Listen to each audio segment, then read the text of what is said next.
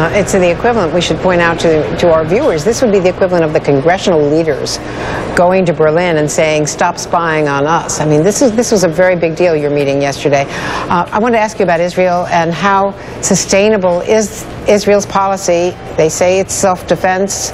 John Kerry today in Beijing supported their right to self-defense, but they're firing rockets into Gaza. And as I was saying to Israel's ambassador, a key ally of the United States yesterday, it is asymmetric. They have Iron Dome, so they are going into shelters, and it is a terrible strain on the Israeli populace.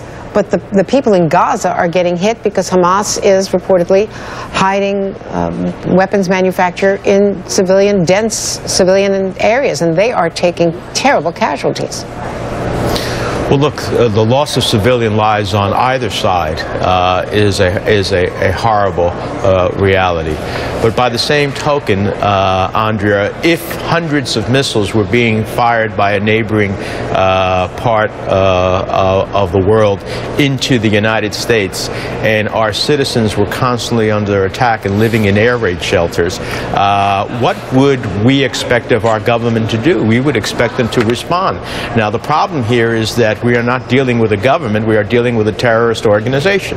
A terrorist organization which has historically used rockets indiscriminately being fired into civilian areas of Israel, and who hide behind civilians in Gaza and in religious locations and in civilian institutions. And so we have to recognize that what we're dealing with is a terrorist organization, which is why it's so concerning to me that there is this unity government effort between Fatah and Hamas in the Palestinian Authority.